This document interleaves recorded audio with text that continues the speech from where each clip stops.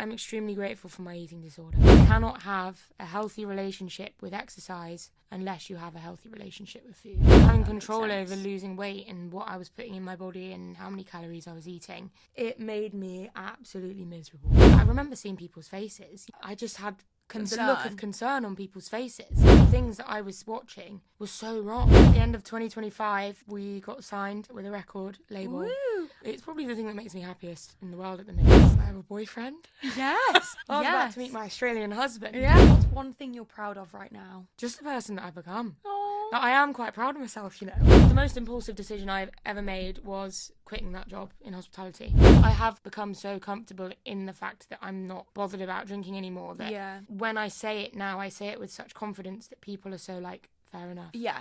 One thing people should try at least once. I think travel Australia. Like, New Woman, cringe. The ones that I just say no to all the time are calorie tracking. Oh my God. I've got about 10 of them in my inbox this week. I'm like, babe, do you watch my content? When it came to going on a run, I was like, are you having a giggle? It's like the only form of routine that I have in my life. What are you training for, girlie? So I'm training for London Marathon. Literally, like, random men will comment like, babe, and this be like, isn't for you anyway. Like, stop watching. yeah, and they'll be like, love your content, Lydia, but you're better than this. Oh. Recording. Hey guys. Say hello. So I have on a really fun guest today, guys. It's really exciting. I actually do really love getting guests on, but I do feel like still a bit nervous because I'm not quite the host yet, you know? Oh, you're going to be great. Thanks. I'm a bit nervous, you know. No, it's so fine because also I can just cut out anything if you're like, take that out. Yeah, okay. And also, like, if you can't think of something, we can just skip it. Okay, perfect. Because I get worried about that stuff too. I'm like, when you're like, I do have an answer, but I don't know how to put it well. And then, like, later you'll be falling asleep. You're like, oh, I wish I just answered like this. Yeah, I always do stuff like that. I did make a few little questions on my laptop to make sure that we really get everything out of this episode that we want. Perfect. But that was like very sporadic, like no like set. Like kind of just for fun. Yeah, like it was literally just for fun. It was very much like what I eat in a day videos of my uni friends. But the videos I was posting at uni weren't, let's say, they weren't the most positive messages. Maybe. It was at a time when I was like trying to lose weight, like low calorie recipes, which kind of led me down a really dark hole. And I realised that I was like showing that to other people and like maybe even encouraging other people to do the same thing. Yeah, it's difficult. Yeah. So I took a massive break off socials. I moved home, concentrated on my acting, which is obviously what I did at uni. Mm-hmm. And then when I moved back to London, it's when I really started like giving it a go and vlogging my London journey. How epic. So cool. Yeah, I think that is so hard when, say, like, you did start social media and you were going through that stage of your life where, like, you were maybe struggling with, like, body and just, like, naturally then you were showing toxic behaviours within your content. Because it's like you want to document your life and all that stuff, but then it's also, like, to be able to show your full self, you are going to be showing these like toxic things. But at that point in time, you're not really aware of like how 100%. Bad they are. I genuinely thought at the time that like I was helping people out. Yeah. And, you know, because at the time I thought I was doing such a positive thing for me, like I was on my fitness journey, I was on my health journey. Yeah. And I was so naive. I was consuming all this content about calorie counting and losing weight and becoming fit. And I was literally just like focused on that and thought, well, this has to be right. This has to be the way forward. Like, I've got to tell everyone else about this. Yeah, because you do go through this, like, buzz phase of, like, oh, my God, I'm losing weight, I'm doing this, I'm doing that. And you're like, I want everyone else to feel like this. Yeah. And then you hit this wall and you're like, hang on a second, this is not what I expected. Then you still want more and more and more. And then you realise, wait, this doesn't feel good anymore. Yeah, exactly that. And I knew that it was toxic. And the last thing I wanted to do was make anyone else go down that road that I went down. So I took a step back, which I'm really glad I did. Yeah, that's really like amazing that you realised it. So I think people can stay in denial for a really long time. Yeah. Actually, but you to actually be like responsible and be like, actually, I don't want people to do the same as me. Yeah, 100%. Is really good. Yeah.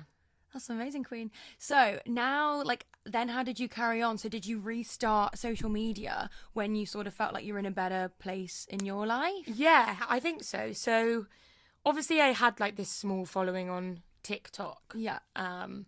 Which I didn't really think much of. Like, genuinely, when it comes to social media and posting on social media, I genuinely think I'm like the last person that would ever have done it. Like, if you saw me at school, I was the kid on the football pitch climbing trees. I didn't have TikTok at school. Like, I didn't know any of the TikTok dances that everyone was doing. Right.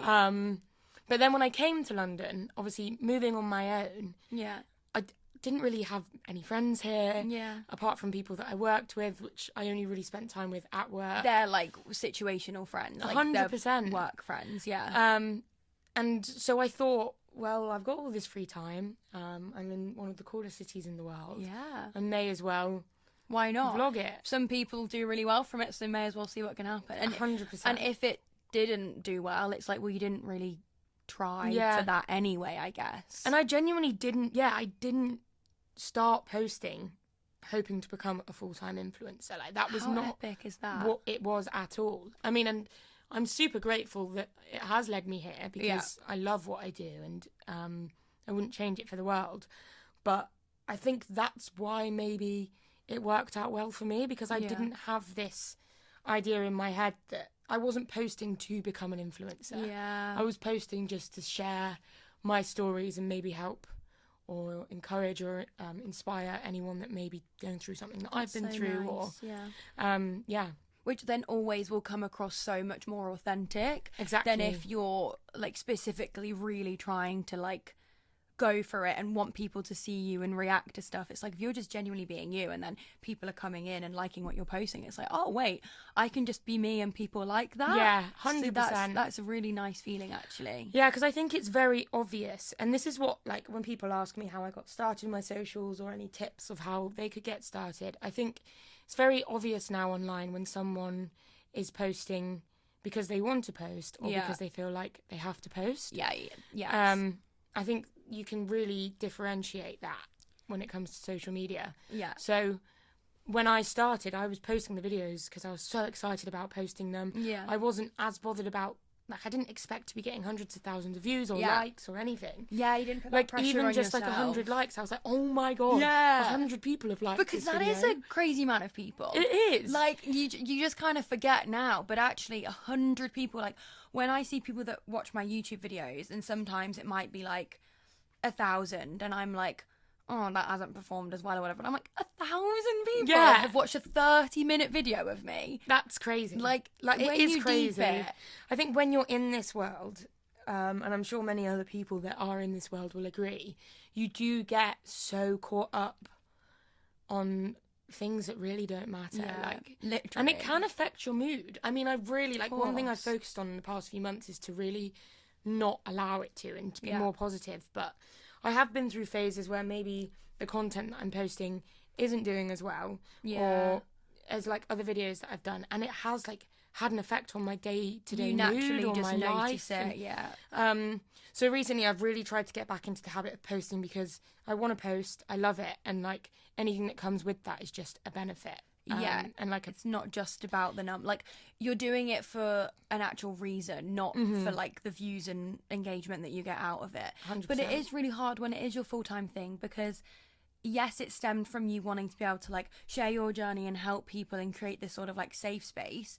But then when it is your full-time job, unfortunately, you do have to have like a little bit of that in your head to be like, wait, no, I actually do need to sort of get good engagement because brands are looking at this. Yeah, 100%. So it's like, where's that line? And that is really hard, but it's always better to try not to worry about it and post like genuinely, because the algorithm will always give you like waves, I feel like. Definitely. Yeah. And I think when it comes to brand work as well, obviously, once you start doing it full time, brand work is such a big part of what you post on your page.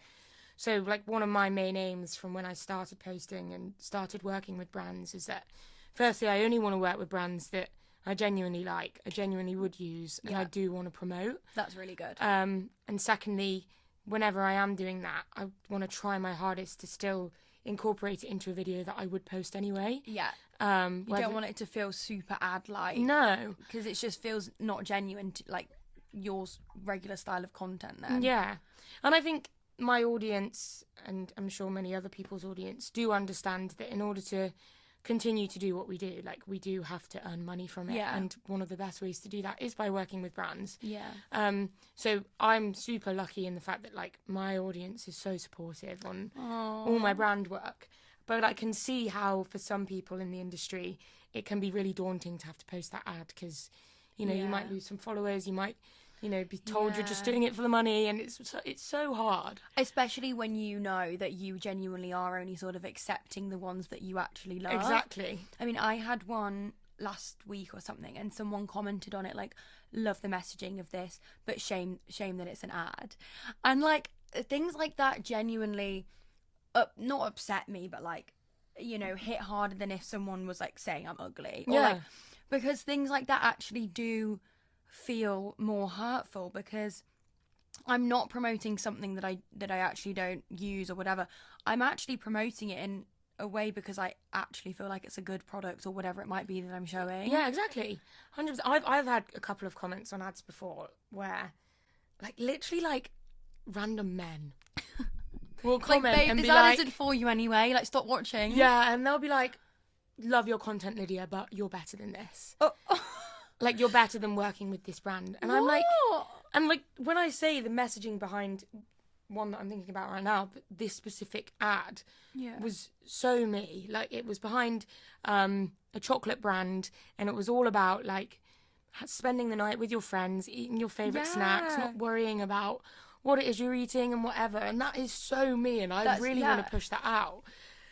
So I did just block this guy, and I was like, see ya. But it's like, what do you mean you're so much better than this? Like, I know. What, and why do people feel the need to comment that? This is what I don't understand. Really bizarre. This is even a whole nother level that, like, I won't even get into. It's insane. Like, people are like, oh, I need to tell Lydia this. I know. Like, come on. Like, honestly, I won't even get into people hate commenting because I'll get a bit angry. So we'll move on from that part. So now that socials is like your full-time job, what does like a general week in your life look like? This is me being nosy because I love questions like this. Wow. I would love to be able to say that every week has some form of routine and similar vibe, but like, every week in my life looks extremely different. I think because since I started socials, like we were talking about earlier, I don't have like a specific niche. Like, I'm not specifically about running. I'm not specifically about food or anything like that. I have my fingers in so many different pies when it comes to my content, which means I have the opportunity to work with so many different brands. So typical week in my life. Let's think of like a really vague. Like, what about last week, or just, I don't know. So the things that I always make sure that I get done is I always make sure that I have at least 1 or 2 admin days. Okay. Where I can get like editing done or go over work that I've got that week or brands that I'm working with that week or like a plan of what I want to post that week or in the next 2 weeks. So you're on top of everything and know what's going on. Yeah, 100%. And usually if I'm doing that, I could, you know, get film a day in the life where I'm doing that. I will always, and non-negotiable for me is to get out the flat whilst I do that. Okay, yeah. Because if I'm in the flat, I will not get any work done. I will watch Gossip Girl. I will scroll on TikTok. What is that about? Like, why is it at home just nothing can be done? I don't know. I will get up every 5 minutes for a new snack. Yeah. Whereas when I'm in a coffee shop, I order a coffee and I'm like locked in. You're locked in. And you I'm have also, no like, other choice. And people are probably watching me, and I'm like, if people see me getting distracted, I probably won't look very professional. Yeah, no, that's so true. It's like if I pick up my phone, they know that I'm not working. Although, actually, sometimes I think, say if I'm editing on my phone in a coffee shop, I'm like, people think I'm being unproductive. No, and literally procrastinating same. right now. Literally same. I'm like, I promise. Like, I edit everything on my phone. Yeah, like, we need a sign. Yeah. Be like, guys, like, my laptop is here, but I am working on my phone, I promise. Yeah. So I always make sure that I get 1 or 2 of those days in. Yeah, that's good. 3 runs a week. Yeah. And what sort of distances are you at right now? I mean, what are you training for, girlie? Huge announcement. So I'm training for London Marathon 2026, my second ever marathon. And that's coming around really fast, actually. Yeah, 2 months. 2 months is insane. I think it's actually 10 weeks, but we'll go with 2 months. Oh my God, girl. Which I'm absolutely buzzing for. Yeah. So at the minute, I'm still at the early-ish stages of training. Well, I say early-ish, but I guess like the first mid. sort of Yeah. month-ish. So training at the I do 3 runs a week, 1 interval, 1 tempo, and 1 long easy. But that could like switch up. You could do like a tempo long run or whatever. Right. But I always try and get those in, and honestly, like that is just like a priority for me. Yeah. Like, because not even just for the fact that like, oh, I've got a marathon to train for. Like mentally, each week, it's like the only form of routine that I have in my life to have just those 3 runs. It's like tick them off, and that will make me feel like good about myself. Like Yeah. I've done that for me. 100%. I've done it for me. It works for my brain. It makes me feel so good about myself, and I just genuinely do love running. That's really... How lovely is that? I know. Like, literally just moving your legs at a faster speed than walking is really nice. Like, it actually never fails to amaze me, like, how, like, the power of exercise in general, but for me specifically, running. I know, especially like, being outdoors. Makes such 100%. a difference. Like, I've had days before where I've had, like, you know, maybe it's the time of the month, and I'm laying in bed and I'm like, I feel like utter shite. I feel like asshole. Yeah, and I've been like, the last thing I feel like doing is going on a run. And don't get me wrong, I do have days where I'm like, I'm not going to do it. Yeah. Like, I'm going to listen to my body. I feel like you can tell sometimes if it's like, I'm going to go on this run and it will make me feel better, or actually, like, there will be nothing worse for me right now. I just need to relax. 100%. And sometimes I will think to myself, oh, I'll get myself out on a run and it will make me feel better. And I'm 1K in and I'm like, this is not making me feel good. So I'll go home. But there's some days where I'm feeling rubbish. I'll get out, I'll go on a run. And honestly, I come back a new woman. It's so good, I'm like, wow, like, who is this? Because this is not the girl that I was before the run. But then also, I think it is so important that you did mention that, like, then sometimes you will go out and get a K in and be like, actually, like, I don't know. All the time. Like, that happens way more often than I care to admit. Yeah, it's just the runner's high on the ones that you do get that feeling then makes it also worth it. Yeah, 100%. I think, like, runner's high and all that stuff is so, like, thrown about, and, like, yeah, it's amazing, and running, I agree with you. Like, I love it so much. But then I know some people will be like, well, I always feel like actual shit when I run. Like, do you know what I mean? And do you know what? Like, running isn't for everyone. No. There was a point in my life where I didn't think it was for me. I was always a team sport girl. I played rugby and football, and I loved that. Yeah. And, like, when it came to going on a run, I was like, are you having a giggle? Why'd you do that? I couldn't run for a bus. I was that out of breath. But then when I really started to, like, get into it and started to see, like, the tiniest bits of progress, it's really I started to love it. Yeah. And some people don't get that. I mean, I've had friends that have said that they've been running for 2-3 months consistently, and they're still at a point where it's like their worst nightmare. Yeah. And I'm like, Queen, don't force yourself into it. No. Like, go do if that's Pilates, if that's the gym, if it's literally a hot girl walk. Yeah. Then fine. 100%. Like, movement can just be however feels good for you. Like, even if that's like playing tennis on the weekends with your friends, like, it 100%. Can be something sort of like fun, or, you know, like going trampolining. Well, this is the thing, and this is what I'm also trying to promote on my socials at the minute. Yeah. Like, I do think when you look at social media, there is this whole thing that, like, to be the best version of yourself is to move your body, but the only way to move your body is to go on a run or go to the gym. Yeah, I know. And sometimes, like, there are so many different ways of moving your body, like going on a walk, going rock climbing, like doing all this stuff. Going on a hike. Like... Yeah, and it's not until I've started trying this stuff that I've realised that you can get the same effect mentally and physically from these activities that you would from a run. You're moving your body, but it doesn't feel like, oh, I'm going to go exercise now. It feels like, oh, I'm going to go do this, which in turn is good for you, kind of thing. Yeah. So I have some quickfire questions. Oh, hit me, girl. You could, we'll just like quickfire through them. But what would be one word your friends would use to describe you? Oh, bloody hell. It's a hard one, isn't it? I never know one like that. Cheeky? One word. I don't know. Cheeky. That's what so would you cute. describe me as? I feel like one word is hard, but I would say like... Maybe like confident? I don't know. You are very confident, but I want to say more about like your energy. Okay. But I don't know how to use one word for that, but like... Bubbly. Yes. I'd say bubbly. Yeah, I think just like your aura to be around is nice. Thanks. You're welcome, Queen. TikTok or Instagram? Instagram. Favorite type of content to make? Day in the life. Yeah. Hi, I'm Lydia. Yeah, hi, I'm Lydia. Biggest social media pet peeve? Oh, tea. Hate comments. Period. Running or weights? Running. Dream race or fitness goal? Dream race, London Marathon. Oh my God, girl. Yeah. It's coming up.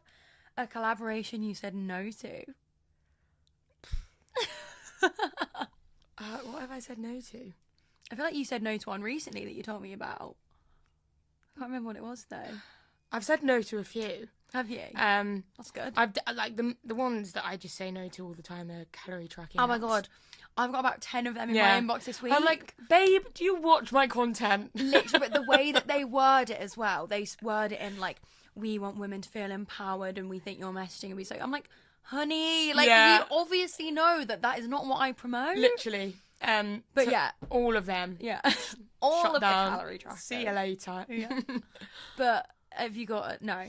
I think one of the when I very first started social media, a lingerie company reached out to me, and honestly, like, not for you. hats off to people that do. Mhm. Like, I wish I could. I think you do, don't you? Yeah, sometimes. Yeah, but like, I'm just like the last. Like, I'm like, babe, thank you, but you do not want me to do that. It just, I would have no idea what to do / say. So that's another thing that just wouldn't come across authentic. So Yeah. shut No, that I down. know what you. Do you know what's so funny as well? Whenever I do, Do. yeah, like ads in underwear and stuff. My flat, like obviously now you can see because you're here, is like facing other flats, and they're like that's the only place there's a window, so I have to do it in front of the window, and I'm like dancing in my like underwear, and I'm like, oh my God. No, but like, you're good at that. Honestly, if I did it, I genuinely think I'd give people a heart attack. No, Just stop. from like how awkward it would be. No. No, genuinely. That's so funny, I though. really mean that. So I just stick to Yeah. no lingerie. ads. No lingerie. Yeah, guys, so don't go to Lydia's account if you're looking If for you're looking for some lingerie, I'm sorry, guys, you won't find it on my page. One thing people should try at least once. Oh. I think travel Australia. Really, when I wrote that question, I thought you'd say travelling. Yeah.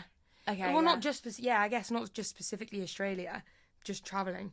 You had like the best time, didn't you? Like, honestly, I can't even, like, just the best 6 weeks of my life. Oh my God. Like, new woman, cringe.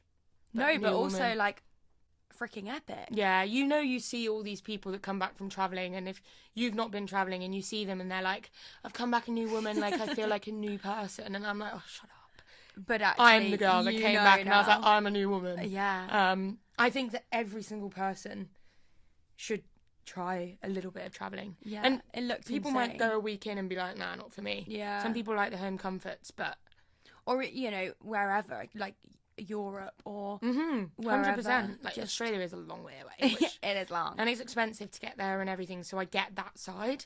But just seeing the world is just... I know. It feels a shame to stay in one place when there is so much beauty out there. And I think that's why I have always said to myself, like, I do not want to be tied down to, like, one area. Like, in my head, I am going to see, like, everywhere in the world. Yeah. Because that, I feel like surely that's what life's about. Like, I cannot be 80 and have literally just gone on holidays to go sit by the pool and relax. Like, 100%. I want to go on, like, hiking And it's easy to holidays do and, like, that. Like, it is easy to do that Yeah. and get set in your ways. And because, you know, when you've got a comfort blanket or something that makes you feel, like, safe, you just, Yeah. you do get used to that. And, like, before I travelled Australia, I was so nervous. Like, Were you? going on my own, not knowing anyone. Yeah, really Other side of the brave. world. Like, I'm super close to my parents as well. So, like, Yeah. not seeing them for that amount of time. Even the time difference to be able to then speak to like your parents at home or whatever. Yeah. And also like meeting new people. I think that would be my biggest scare because I've always wanted to do like a similar trip to what you did. But I think the biggest worry for me is like 6 weeks with the same people. That's know. really overwhelming to me. That was my biggest fear. But when Yeah. I say that these people, like, I was in a group of, I think it was like 12, 11 maybe. Yeah, like that feels really overwhelming to Like, me. and I was like the only creator on the trip as Right, well. yeah. So that was something that I was like, really Ooh, nervous what are they about going to be too. thinking? They're Yeah. like, oh, this fucking influencer. Sorry, that's all. You're This fine. influencer. But they honestly were the most incredible people I've ever met in my life, and I'm so grateful for, like, I think I love Australia, but the thing I was most grateful for was meeting those people there. Yeah, like you got really lucky with the people that you're in the group with. Yeah, 100%. And what about the sort of like drinking side of it? 'Cause obviously you don't drink. No. 'Cause So that would also be something. Because I feel like people bond over like going out, but I wouldn't yeah, wanna do that. the party life there, especially in like the hostels and stuff, is very, very profound. However, I think over the past 2 years of not being like, I'm not sober, but like I can't count. I could count on like 2 hands how many times I've drank since being in London. Yeah. So when I went to Australia, I was obviously a bit like, ugh, are people going to be trying to force me into drinking again and getting drunk? But I think I have become so comfortable in the fact that I'm not bothered about drinking anymore that Yeah. when I say it now, I say it with such confidence that people are so like, fair enough. Yeah. And it's like, even if people were like, come on, just have one, it's like, well, I don't want to, I'm fine, not Yeah. kind of thing. That 100%. It wouldn't even bother you. And the group that I was with, luckily, weren't, I mean, I wouldn't have minded, but they weren't really a big drinking group anyway. Oh, that's so good. they, like, we could all go out, all have one drink, if not, like, or like no drinks at all. Yeah. And that's still so have the good. best time. That's amazing. So I hit the jackpot there with the group that I Yeah. was with in that sense. Because I've had, because obviously you know and then also my friend Hannah, like they've both done sort of like group traveling trips, and both their experiences have been like every night their group is like out till 3-4 a.m. Yeah, that was like not us. shots. Like I'm like, oh, like that just does not. No, like not for me. that's fine, and I'm glad that you have fun doing that kind of thing. Like, but I just knew that if I was to do something like that, I would just feel really like uneasy knowing. I think that's as not well my the vibe. fact that we were like in Australia and we were really trying to make the most of all the different activities, seeing all the different places. We didn't want to be hungover the next morning. We didn't like. We wanted to really make the most of the time that we had there. And I guess you were so busy as well with Yeah, stuff. we were exhausted. Yeah, we were like I the bet. thought of going out for a party like that. Yeah, so I feel like couldn't think of anything worse. Yeah, it wasn't even a case of like we're too healthy for that. Like that's not what it was in this. It was like, I'm bloody knackered. yeah, so valid. Last thing that made you laugh properly? I'd have to say Ollie. What do you? So can you we think of a moment? We went to San Sebastian a couple of weekends ago, and obviously San Sebastian is full of food and yummy stuff. And Where is that? it's in Spain. Say it again. San Sebastian. Sand. San San Sebastian. San Sebastian. Okay. Never heard of it actually. Yeah, it's like near Bilbao. Have you heard of that? Not heard of that. It's like the north of Spain. Okay, cool. Went there with Ollie and his friends. Yeah, it looks amazing. And Ollie he's just so funny. Don't you think it's just like the best feeling, like belly laughing? Oh, honestly, it's literally like being on drugs. Yeah, literally. Like, it's just such a nice feeling to just like find it something so hilarious that you like can't breathe. 100%. And it's really nice that also comes from like human connection. Because like you don't belly laugh like on your own. The best thing as well is when someone else belly laughing eggs your belly laughing Yeah. on, and then you're both like laughing at each other belly laughing, other. and it gets to the point where you're like, am I gonna have abs after this? Literally, like it feels painful. yeah. Yeah, that is, yes, if you can think of a moment. If not, we can actually I had a moment with my my best friends. We all went to the pub on Saturday to watch the rugby. Fun. I can't remember specifically what it was about, but there was a picture on a phone of one of us, and one of us started laughing, which then got another one started laughing, and then within 5 minutes, all 6 of us were there, fully belly laughing. And like That's so it was in that wholesome. moment where I was like, I am just the luckiest girl in the world. Do you know what I mean? It's little moments like that. It Where, is moments like that. Like I love that in the moments when you can actually really take it in. You're like, oh my god, this is the best moment ever. Like I want to bottle up this feeling. Yeah. And it is like when people say like if you could go back to any moment, and people are like, they're really trying to think of a specific big moment in their life of, for example, like when they're traveling or whatever. Yeah. When really it is just those smaller moments. Yeah, I actually on Valentine's, me and Benny went out for a meal, and I was like, what are like your favourite memories of our like relationship, whatever?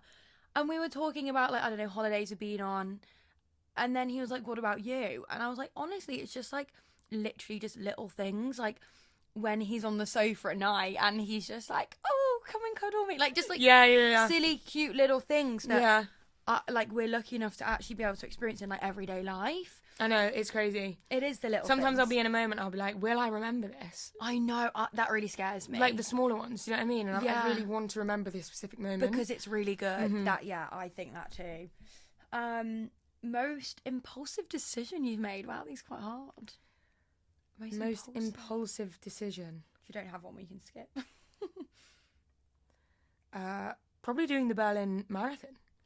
Was that impulsive? Yeah. What? How long before? Because before the Berlin Marathon, like there was no chance I'd ever do a marathon. Wow. And then my manager messaged me and was like, "I really think you should do it." Yeah. And I was like, "Oh." And it was the best experience ever. And it was the best experience ever. Like, I'm so glad I did it. Like even just for the weekend that we all had was epic. Actually, the most impulsive decision I've ever made was quitting that job in hospitality. Really? I decided on the day. No way. Yeah, I decided on the day and went to the office and quit. Sometimes you just have to trust your gut. Because if I didn't do it then, I wouldn't have done it for another month or two. So. Because it probably was bubbling away inside you anyway, wasn't it? Yeah. Oh, good for you, girlie. What's one thing you're proud of right now? I am proud of just the person that I've become. Oh, I am quite proud of myself, you know. I'm quite proud of myself. I'm quite proud of myself, you know what I mean? I think just making a life for myself that I love. I think it's a huge thing to be proud of. Yeah, I was quite worried at one point in my life that I was kind of going to be one of those. I've always been a bit of a procrastinator and kind of like happy to settle with comfort and security. Right. So I think just stepping out of my comfort zone over and over and over and over again and facing failures and embarrassment to get to where I am today. Hashtag cringe. I'm proud not good of you at that too, sort of... Queen. Thanks, Queen. That's like Ollie's accent. I know. Is he northern? He is northern. He Well, he argues that he's no more northern than me, but he's like 5 miles. Yeah, but he more sounds northern. northern. He does. He's at Manchester, south of Manchester. I'm Lincolnshire. Yeah, because So- you don't have a northern accent at all. No, I don't, weirdly. You sound quite southern. Do you think? I definitely Yeah. don't sound like from where I'm from. So what do people from where, like, what do your parents sound like you? My dad's northern, so he's Yorkshire lad. Oh, okay, so he originates from, Yeah, right. Mum's more like Midlands. I'd say she's got more of a Midlands accent than me, but because I've been surrounded by Southerners for like the past 5 years of my life, I think I have picked it up a little bit more. But even at school, like I was always the only girl that was like Bath grass instead of Bath grass. That's so interesting. Yeah, I don't know why. My mum always said Bath and grass, and I caught onto that, and I just guess I got stuck. So is Lincolnshire the Midlands or not? Yeah. Oh, it is, because I'm from the Midlands, which I think we've... You're I'm- West Midlands, no? Yes, I am. So where's I'm more Lincolnshire? East Midlands. So isn't that like Nottingham way? Well, yeah, so I went to school near a Nottingham way. I went to school... But Nottingham does have a northern accent, I think. It does, yeah. It does have a proper accent. How interesting that you don't have one at I all. know, it is weird. I do have slight northern twang sometimes, my friends say, where Really? like sometimes just the northern will just come out. That's But funny. naturally, yeah, I do sound more southern, weirdly. Yeah, people say that I sound southern. You do. Which, You do not sound like you're from Birmingham. No. Well, no. I mean, which is also really interesting because, I mean, my mum doesn't sound like that Brummy, but like my dad is, and my granddad is like, you would like bub. Your granddad's got a proper strong accent, hasn't he? Yeah, and so I don't know what, but then either my sister and my brother don't really. No. So I don't know why. But anyway, and neither does Ben. Anyway, what's your dream brand to work with? It's actually someone I haven't worked with before. Go on. I have 2. The suspense is killing. I have 2. Yeah. Pepsi Max. That's so niche. Well, not niche, but I've always been a lover of Pepsi Max. I mean, like, yeah. Like I genuinely am like one a day at least. Yeah, give me a can of that. Yeah. I've never worked with them, weirdly. That'd be Also, Phage Fire yogurt. yeah, that, and they do. They do, but still, it's like why? I post them. I genuinely use them every day. I'm obsessed with their stuff, but nothing. I'm obviously just Not on their radar. One day. One day, manifesting. Yeah. Pepsi do collabs, don't they? Yeah, they do, But Fire, I think, do more. Yeah, they do. Has your management reached out? Yeah, and they have spoken about potential campaigns and stuff, but it's obviously not their vibe. Well, which is fine. I'm okay with it. I'm still sticking to liking their stuff. Don't worry. Yeah. Not going to turn on them. Yeah. Not this quick. Well, let's all spam Fire. Let's all tag them on like I everything. love you. Be like, Lydia, I need Sponsor me. What's one habit that's changed your life? Habit that's changed my life. Do you know I'm not much of a habit person? No. I've never... Even like running. Well, yeah, running's definitely changed my life, 100%. Yeah. But when it comes to like just small things, like I've never really stuck to like a routine. I've never been a routine girl. And do you like that about yourself? I used to hate it because I used to see all these people on social media like waking up at 6 and journaling and going to Pilates and doing all this stuff just before like 8 a.m. before the working day, and I'd be like, brilliant. But I've got to the point where I've realised that the more I force myself into it, the more it's just not going to happen. And I work well without a routine. Yeah. So yeah, I quite like that about myself. That's good. I think it's so important to do what works for you. I mean, you know, the podcast and YouTube listeners know this very much about me. I was the exact same. I used to try. I was like, well, all these really productive and successful people wake up at 5 a.m. and have this 10-step skincare routine and journal and read and get the light on their skin for the circadian rhythm and all this stuff.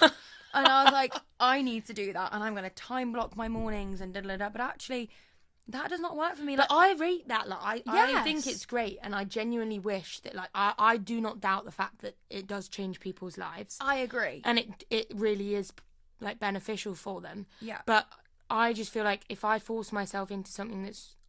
It's just not for me. No. I move my body. I eat well. I see my friends. I keep my flat tidy. I go to the pub for the rugby. Yeah, I go to the pub for the rugby. And I can't really ask for much more than that, really. No, I think 100%. It's like just because it works for someone else doesn't mean it's going to work for you. And that's okay, accepting that. Are you a morning person or a night person? Oh, a night person. What sort of bedtime do you have? I don't think I've fallen asleep past before midnight in a long time. Right. Like I'm like night person. I'm a night owl. Do all my editing at night. Yeah, but that's quite nice as well. Though it's like, you know, that works for you, and you're not trying to change that. Like 100%. One thing followers would be. Oh my god, I can't get my words out. One thing followers would be surprised to know about you. I have a boyfriend. Yes, that is so true, guys. Huge news. You also used to make content about being single a bit. I've always been the single friend. Yeah. I've not had a boyfriend since I was 16 at school, which was about 3-4 months long, that relationship. Yeah, so like your adult life, you've been I've always been single. And then things change. And also like Berlin Marathon, like you literally got this out of that. Like imagine you wouldn't be with Ollie, probably. No. If it wasn't for the Berlin Marathon. No, and I was not looking for it. I was at all. No, I feel like you were happy with where you were. Yeah, I was I was about to go to Australia. I was about to meet my Australian husband. Yeah. And then Mr. Northerner came along and stole my bloody heart, didn't he? Oh, Mr. Alvarita Monster, we're talking about you, all right? Mr. Burrito.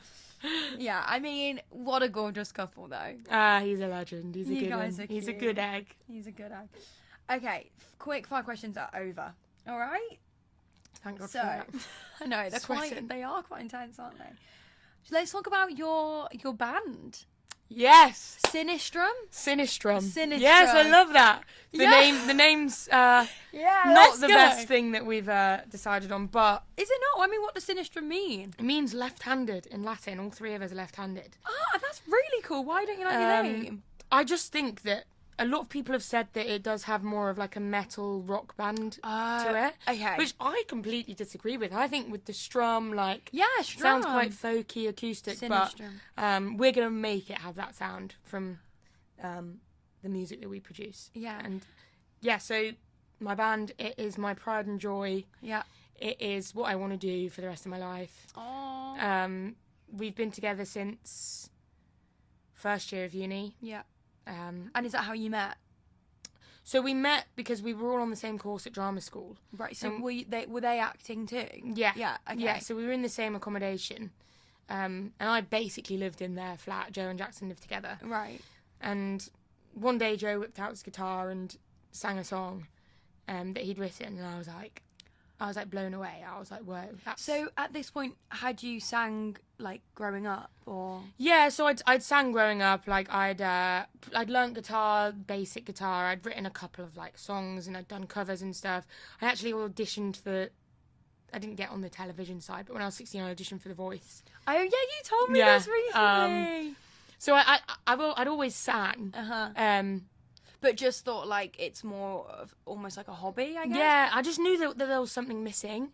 I just knew that like I could sing and whatever, but I just needed something else with it. I just couldn't do it on my own. What do I do with this? Yeah. Yeah. And then when I met the boys, I was just like, oh my God. So how did you guys decide to sort of be a band?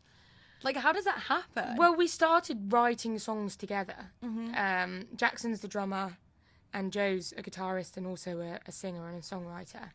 And me and Joe realised that our voices worked really well together. Yeah. And I came to them with this song that I'd written called This Dream that I wrote in uni. And I remember we literally spent probably about an hour or two working on it, just as like for fun. And we like performed it to our other friends, and they were like, guys, like, what the hell? And we were like, really? Like, is it that good? Because you'd been working on it so long, I guess you kind of lose like the perspective of like how good it is, and then someone hears it for the first time and they're like, oh my God. Yeah, exactly. How cool that that's like your song too. I don't even like that's. I still can't wrap my head around that. Yeah. Like still to this day, like the songs that we've written as Sinistrum songs are our songs. I'm it's like, really cool. yeah, it's crazy, but it is literally the thing that it's probably the thing that makes me happiest in the world at the minute. That's so nice. So how often do you guys sort of like meet up and practice? A lot more now. We're a lot more serious about it now. 2026 is our year of locking in. and Let's go. really trying to make this a thing. We meet around 2-ish times a week at the minute, depending on whether we're rehearsing for a gig. We try and meet twice a week to get content for the TikTok and Instagram. Which, guys, you need to go look at this. Follow TikTok. Sinistrum Music on Instagram and TikTok. Amazing. And like the videos pop off. They do. It's better than my engagement. Yeah, like and mine. Solo. They low-key are like do really well. I think what we did was we found a niche. Like there's nothing fancy about our videos. We sit in the corner of really our nice, living room on a table, a chair, and Jackson's drum, and like we just sing and we have fun with it as friends, doing what we love. And I think that hopefully portrays through the videos that we do. 100%. I think you can really feel and see that you guys are genuinely close and like the passion in it. Yeah. And I think that is so nice. Like I never ever watch like long videos. But like I could just watch your singing videos. Oh, that's so nice to hear. No, truly. Some of the comments we get, honestly, like just mean the absolute world. Like people don't understand how much those comments mean. I guess because it's your boys. passion. It's like it just means so much to be able to like get that recognition and hear like positive things about it. 100%. So yeah, that's hopefully going to be a career for us. Yeah, manifest that. Manifesting. 11/11 wish. Yeah, I I'll truly do that believe tonight. it can happen. Thanks, Queen. I believe so too.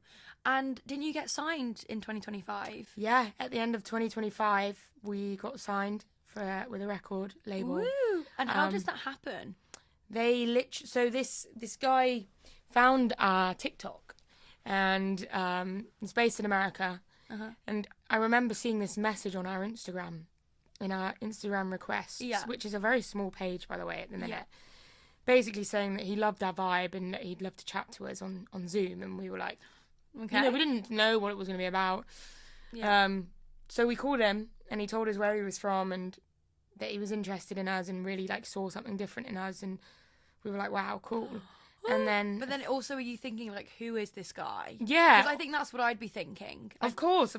I mean, he was absolutely lovely, but we were like, sorry, we've got like 20,000 followers on TikTok. Like, you're, you know. I mean, not even about. I think that's a great amount of followers to have. Like, especially as a bank, 'cause I'm sure that's really hard and competitive to like grow a social media following from. But I guess I just feel like you're this random guy in America. Like, it would just feel a bit like, what is this? I Yeah, guess. it was very much like that. But I think because we were so excited by it, we only saw the positive in it. That's good. Anyway, a couple of weeks went by. He emailed us saying that he had a proposition, and we called him again, and he'd offered us a record label. What is a record label? I just So, realised, I'm like, what actually is that? It's basically where you work with a company. Uh-huh. So this one specifically is called AWOL, and they fund you to create an album or an EP. Wow. And then obviously, like, they then have rights over some of your work. Which we knew. We got a lawyer in, and we had it all looked at. Did your research? We did our research, and it all just sounded like perfect. What you guys wanted to do. Yeah, like the guy that we were talking to was an absolute legend. Really seemed really passionate about us. That's amazing. So we signed that, and then in November we recorded our first ever EP, which will be released this year. Way! So keep your eyes and your ears peeled for some Sinistrum content. Yeah, keep your eyes and your ears peeled. That is so exciting. Yeah, I couldn't be happier or prouder of the boys and the band. Yeah. How amazing! And how often do you do gigs? So it's been a bit off and on and off at the minute. But this year definitely a lot more. We've got one coming up with Sofa Sounds next week. Sick. I want to come. Well, come. Yeah. Honestly, like, I would love for as many people to come as possible. Sofa Sounds is such an incredible business that brings like independent artists or just unsigned artists, anything like that, out, and it gives them the opportunity to really show their music to the world. So we're really excited about that. Brilliant. But yeah, we're going to do a lot more. We're hoping to do some festivals this year. That'd be such a cool experience. Yeah. So big things to come, I guess. Yes, 100%. How exciting. Do you think a band can still grow without social media today? Or do you think you need socials? I think socials is a massive thing. Yeah.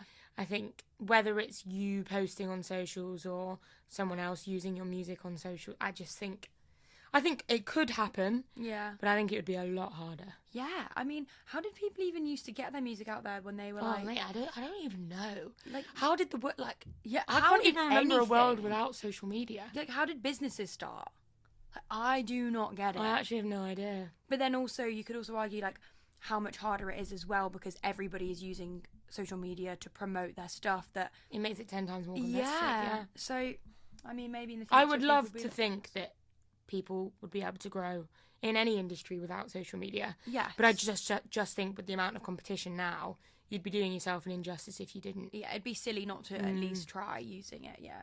So obviously you post content, like you said, you don't have a specific niche, but you do touch on the fact, like we spoke about at the start, about like your past struggles with like eating or body image. I guess like I just want to sort of like delve into this topic if you're like comfortable doing so. 100%, yeah. And I guess like where did you feel like, do you sort of know where this stemmed from at the time? Honestly, I don't think it had a specific thing. Like, I was a really, really happy girl. Yeah. Never had problem with food in the past, never had problem with body image. I literally couldn't have been happier. Right. And then the lockdown hit. Yeah. Lockdown. Brilliant. Everyone's had something in the lockdown, haven't they? And obviously everyone's bored. Everyone's not exercising as much because you can't go to the gym and whatever. You told you can't go on a run. So, and you spend a lot of time on your phone, and TikTok. That was when I really got into watching TikTok and binging TikTok. Yeah. And for some reason, my TikTok was full of weight loss, fitness journeys, low-calorie diets and meals and recipes. And like, that was just such a thing in lockdown. It was like, okay, everyone has loads of time. Let's become our best self. Yeah. I'm putting that in quotation marks, people that aren't watching. And like, let's get our dream bodies and like do all of this. It's like, this is the perfect time to lock in and lose loads of weight. And that was just such a thing then. Yeah, and I think because I'd never been remotely interested about diet culture or calorie count, I didn't even know what calories were before. At any point in my life, I was so naive to the fact that the things that I was watching was so wrong. Like, I was watching people eating 1,200 calories or less a day. And I was like, whoa, that's so normal. That's so easy. Like, just brilliant. If they're doing it, I'll do that too. Yeah. So I started to do that. And then I moved to uni like a week after. Because it was like the second lockdown that I like started properly. So I started in the first lockdown, and then we came out of it a bit, and I went on holiday with my friends, and I was like, fuck that, you know, I'm drinking again and whatever. And then the second lockdown hit, and that was when I was moving to uni. So clubs, pubs, everything was shut down, but we could still go into uni because we were at drama school, so we were like in a bubble. Okay. And at drama school, you're in studios with mirrors every single day. Yeah. And I was like, I'm just going to lose a bit of puppy fat. I'm just going to get a bit fitter. Obviously, I lived on my own then. Like, I didn't have my parents watching what I was eating. Yeah. And I was making these, like, ridiculously, like, low-calorie meals. Yeah. To the point where, like, I genuinely don't know how I was surviving off that.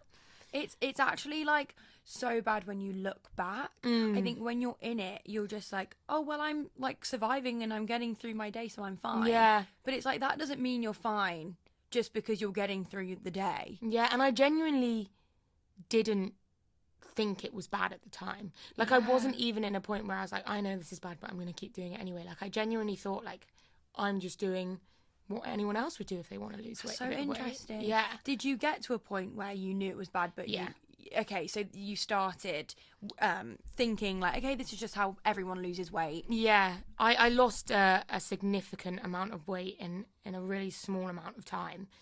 And I came back to uni after Christmas, which is where it really like, and I remember seeing people's faces, you know. Really? Like, and at first I thought people were like, you know, well done, Lydia, you're looking great, you're looking super slim.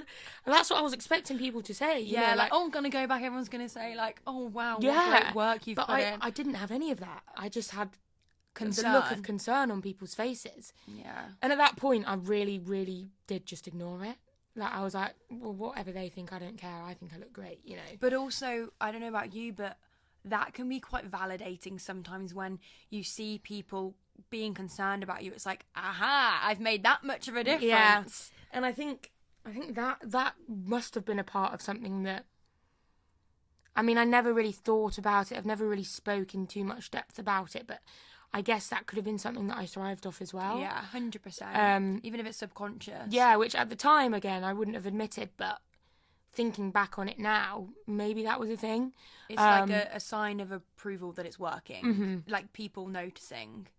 Yeah, I think it was just having control over something in my life. Yeah. Like having control over losing weight and what I was putting in my body and how many calories I was eating. And it made me absolutely miserable.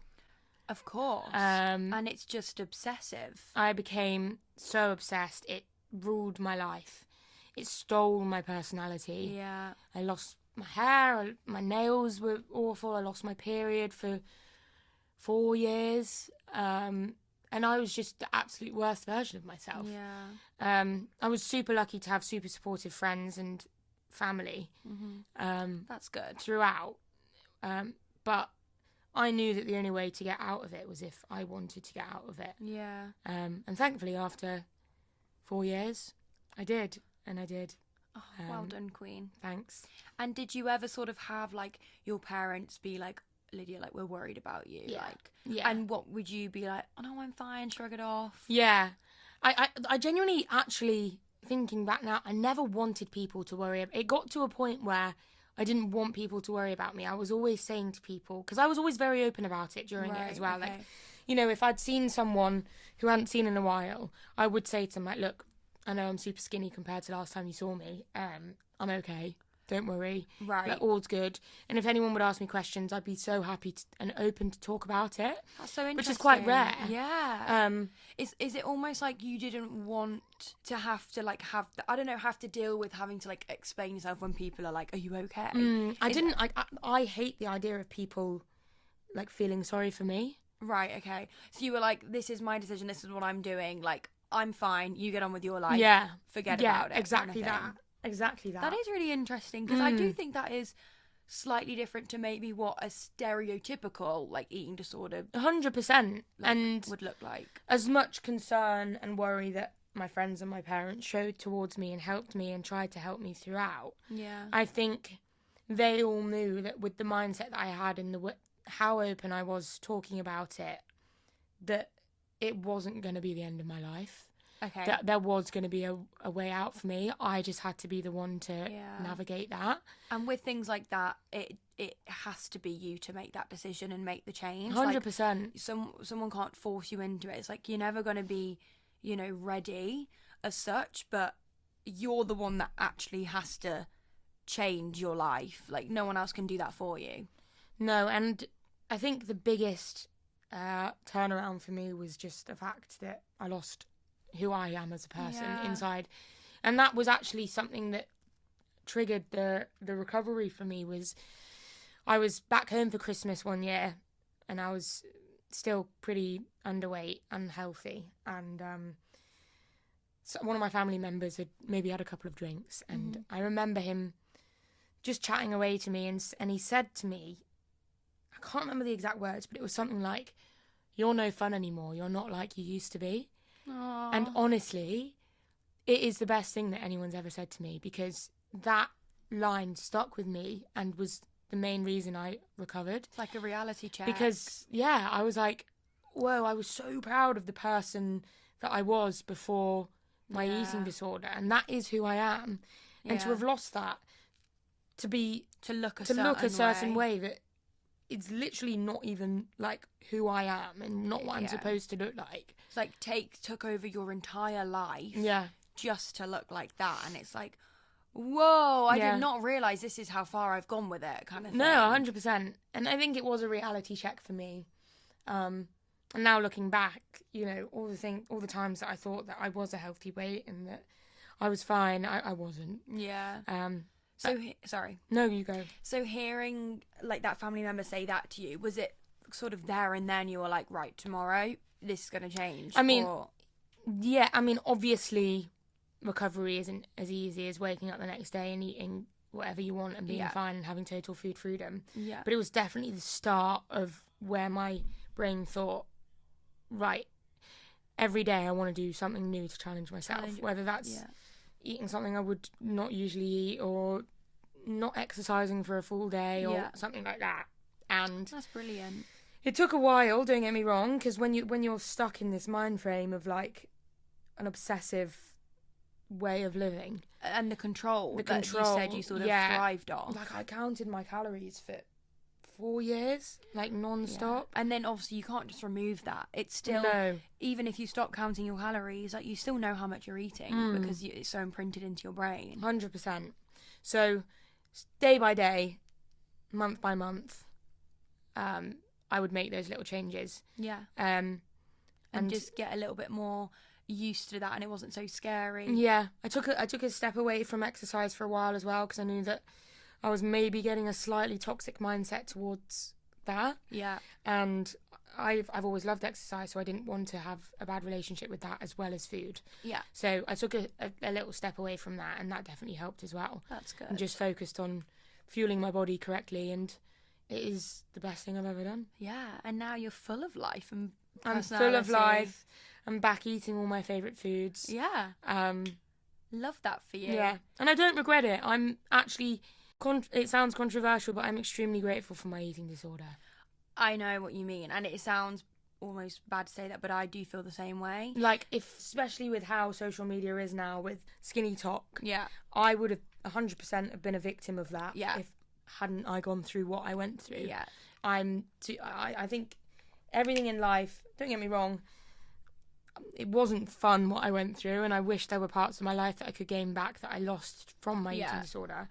But it has taught me so much about life. Yeah, going through that does shape your mindset and mentality to then now be able to like have such a strong opinion on the way that you live your life and like the way you want to live it. Yeah, it does shape you 100%. I'm who I am today because of my eating disorder. Yeah. Well, not solely because of it, but it's a big part of it. Yeah, 100%. And obviously, like, because you do exercise and like it is a big part of your life, how do you feel like now you manage to keep that healthy and not ever, become a toxic thing? 100%. I think for me personally, if exercise starts feeling like a punishment, you're doing it wrong. Yeah. I will never exercise if I don't want to. Yeah, if, that's good. Like, there's days where I'll wake up and I'll be like, oh God, I don't feel like a run. But I just think that now, like, I went through that stage of where I was only running purely to lose that weight or to burn calories and whatever. And I hated it. Mm-hmm. And I genuinely think it's such a privilege to move your body in a way that makes you feel good about yourself. So to really, like, what's the word? Take advantage of that by using it as a punishment rather than a way to become a good version of yourself. It's just... But yeah, if I just don't force myself into it now. I find different ways to exercise that doesn't involve high intensity HIIT workouts and all of that. Yeah. But I am a massive believer in you cannot have a healthy relationship with exercise unless you have a healthy relationship with food. Yeah, I do agree. I think when I kind of like, gained weight after sort of being in recovery, I then started exercising again. And I then realised, I was like, I'm just using this as a tool, not because I'm going to like lose weight again to be at the underweight body that I was at, a year ago, whatever. But it was still a tool to be like, okay, well, if I'm burning X amount of calories at the gym, that means it validates me eating what I want in the day. And like, that is just never a good mindset to have. And if you're relating the two, you're never going to feel intuitive with your body because you're just going to be looking at it as like numbers. Yeah, 100%. And I do think what's difficult and what I've seen a lot on social media when I was going through recovery is people saying like, you can't just recover from your eating disorder and then start exercising loads and doing this, that and the other. Which I get, and I get why people think that. But what some people, like for me personally, like another big motivation for me to recover was so that I could go back to exercising because I love it and not as a punishment. Yeah. So like, I now, not one part of me goes on a run to burn calories or to do that. Yeah.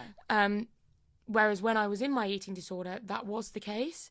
Yeah. So it's such a hard one because for some people it might be that, like you said, if that was the case for you, where you were going to the gym to burn. But for me, I recovered. One of the reasons I did recover was so that I could exercise in a healthy way. Yeah, because that brought so much like goodness into your life. I know it's really difficult, isn't it? Because, for example, you're saying like you did it, like you've exercised all your life. That's something that brings you happiness and makes that like you. So then to have that sort of like tainted by an eating disorder is a real massive shame. Yeah. And I feel like I know exactly what you mean because I get comments sometimes where it's like, oh, like this isn't healthy or whatever, because surely that's unhealthy for your mindset. But actually I think it depends where you are in your recovery. Yeah. And when you're at that stage in recovery where exercising that much would be unhealthy for you, you might automatically think it's unhealthy for other people. Exactly. But actually, it's not. Like, no. I think, if anything, it's so opposite because I exercise so much out of love for my body that it's just so opposite to that. But I understand why it could look like that from someone where they're not in the mindset that I'm at now. I think that's just why it's a massive grey area, isn't it, really? Because, like I always say, social media is just tiny snippets of your life. I know. So to like try and push a message through in like a 1 minute video, it is going to be difficult, and you are going to have people that aren't going to agree with the way you live your life and the message you're trying to put out, and that is something that I have just learnt to accept. Yeah, that's good. As long as you're not obsessed with exercise to the point that like if you don't do it you do feel you're guilty. Then I think if you've recovered and you're healthy again, you should be able to exercise the way you want to exercise. I think so, because it's good to move your body, and it's fun, and it can be sociable. Like, there's so much goodness to come from moving your body. If someone is listening right now and they're struggling, what would you want them to hear? With eating? Yes. Do you know what? I've been asked this question before and I really did struggle with it. Because there's so much. So much. There is so much. We've covered a lot of good, valuable info there anyway, but... Yeah. I think it always depends on whether or not this person is wanting to recover. Mm-hmm. But I just think that, like, I said this on the last podcast I did a couple of years ago, like, nothing is more important than your health and your happiness. Yeah. And I lost that, like, knowledge when I was going through it. I really just didn't care about my health. I didn't care about anything but the way I looked. Yeah.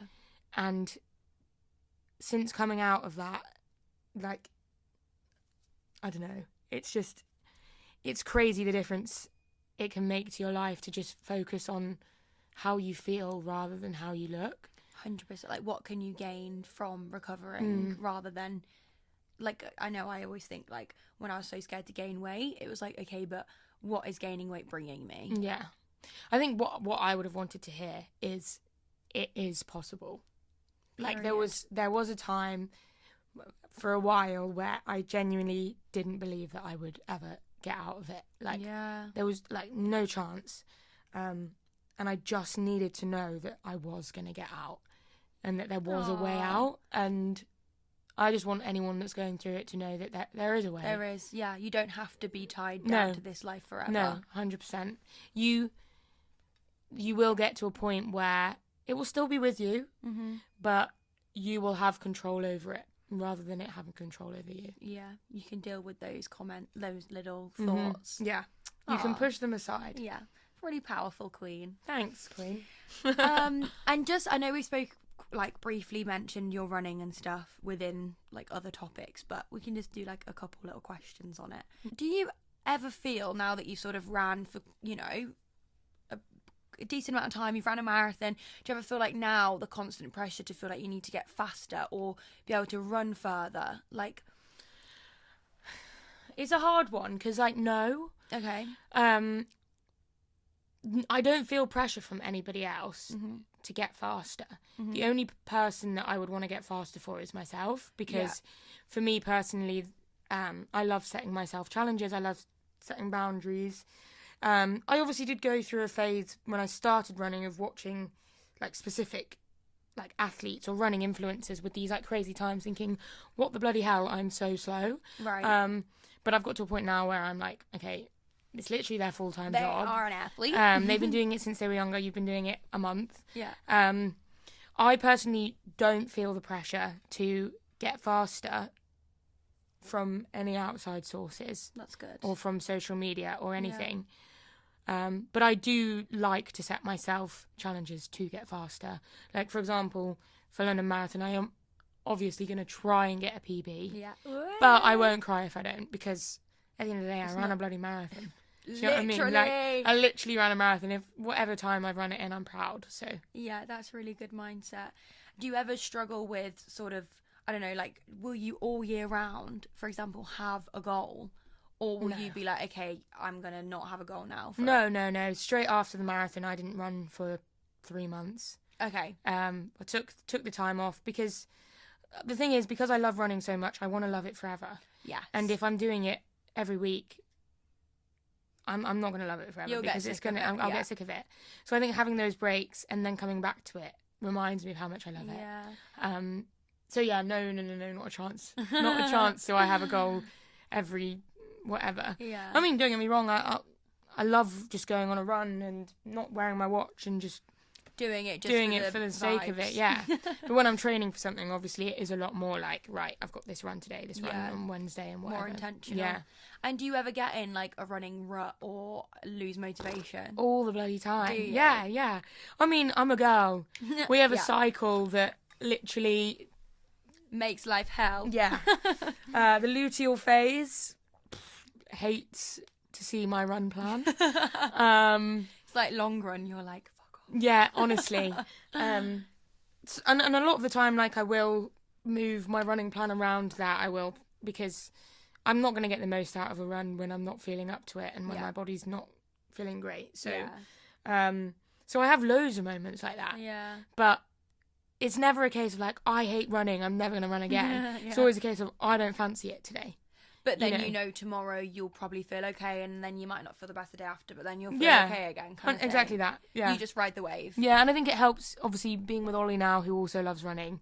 Yes. On the days that like he's very very like motivational, and it's like he has this thing where he's like do the thing, which sometimes works, and I do like it, but I do tell him it annoys me a lot. But I won't tell him. Yeah, sometimes it works. Sometimes I'm like, can you just shut up? Yeah, I'm like, can you leave me alone? I don't want to do the thing. I don't want it today. Another time, maybe, but not right now. So sometimes that's great, and sometimes I'm like, leave me alone. That's funny. Okay, so to wrap up the episode, like these are just general questions, not to do with running or anything, but just in general. Do you have sort of like an end, not an end goal, but like a goal just personally, or do you feel like life is just sort of ever going? You know what I mean?